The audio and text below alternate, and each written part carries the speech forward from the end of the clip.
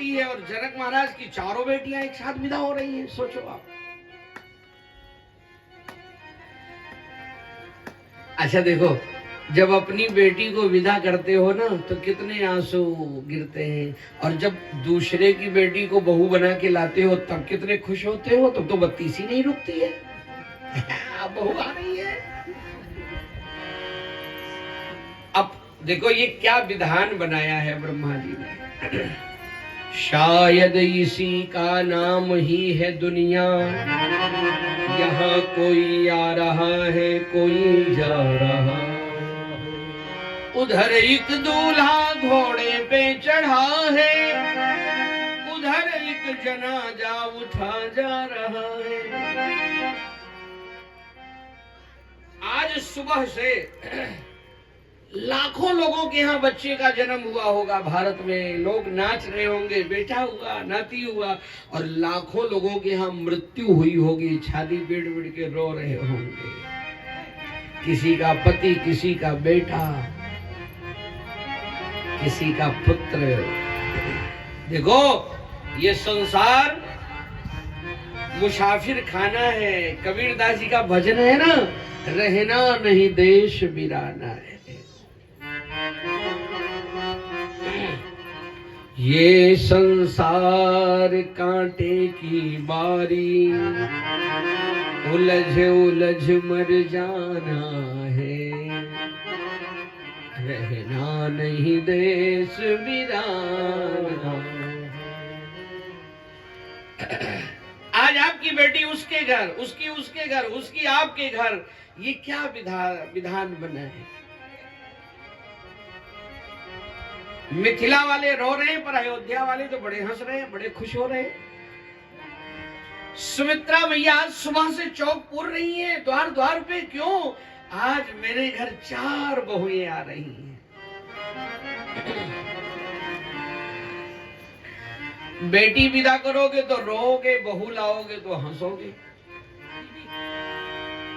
घर बनाओगे, खुश हो जाओगे, घर बन गया, गाड़ी लिया,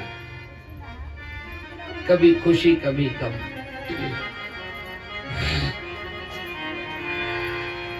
देखो ये सब जिम्मेदारी निभाओ, कर्तव्य का पालन करो।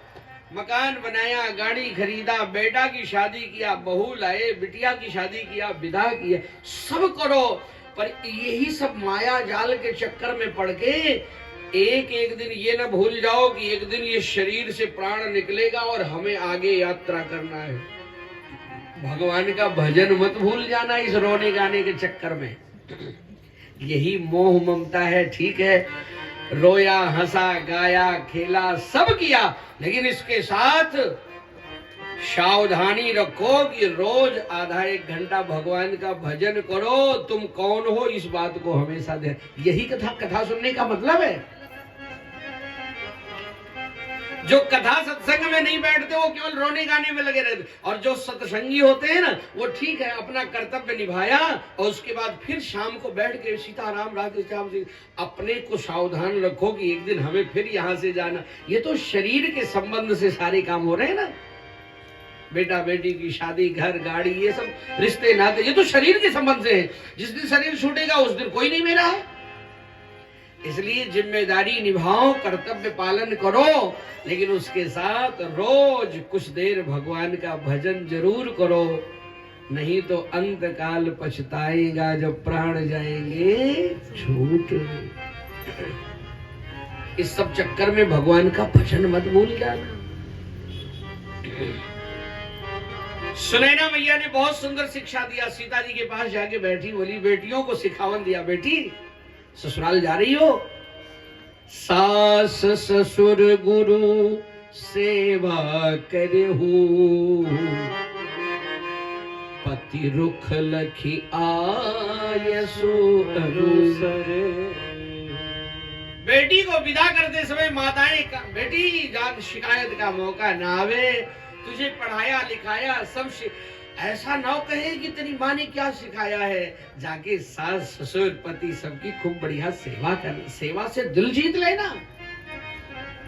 जिसका ससुराल में बना रहता है ना, उसका मायके में भी बड़ा आदर होता है, और जिसका ससुराल में बिगड़ जाता है उसका मायके में भी आदर।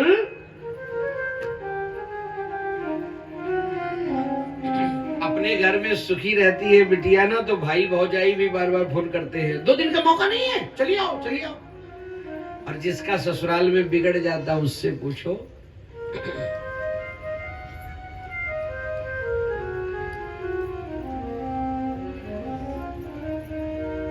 सेवा। कई माताएं आजकल पढ़ी लिखी ना, देखती हैं बिटिया रो रही, धीरे से कहती, रोती का है, कोनो बात होगी फोन करना, तेरे डैडी चले आएंगे। डैडी जाके क्या करेंगे? हाँ, तुम्हारा किचन संभालेंगे, किसी को शूट कर देंगे? कहो बेटी मौका ही ना आवे, मेरी बेटी है, जाके सब जिम्मेदारी अच्छे से निभाना।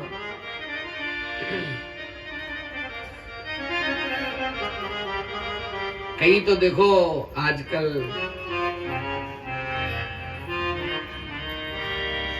एक मम्मी ने बिटिया को विदा किया, तो वो थोड़ा विलंब तक कम्बल में लेटी सोए, और उसका हस्बैंड उठ के सुबह चाय बनाए, और वो उसी में से वीडियो कॉल करके मम्मी को अपने दिखाए, मम्मी तुम्हारी दामाद जी चाय बना रहे।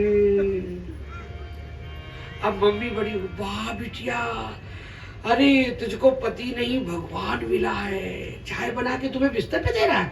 ये नहीं कह रही तेरा दुर्भाग्य है? ऐसी नालायक तू है कि वो चाय बना रहा है, तू लेटी है कमल में। पति, अरे तुझको तो भगवान मिला है बिटिया, और चाय छान के हस्बैंड लाके दे रहा है, और ये वीडियो कॉल अपनी मम्मी को दिखा रही है। इस कॉलोनी की वो मम्मी नहीं थी, यहाँ की नहीं थी, दूसरे। अच्छा, कई माताएं अपने दामाद को चाय बनाते देख ले, घर का काम करते, तो बड़ी खुश होती है कि बिटिया हमारी बड़ी सुख में है। और किसी दिन अपने बेटा को चाय बनाते देख ले, तो पूरा घर सर पे उठा लेते, अरे तो जोरों का गुलाम हो गया। हाँ? दामाद चाय बना के बिटिया को दे तो खुश, और अपना बेटा चाय बना के बहू के हाथ में दे दे तब देखो, अरे वो भी तो किसी की बिटिया है, उसको भी तो चाय बना के पिलाओ, वो भी तो खुश रहे। बोलो हनुमान जी महाराज की।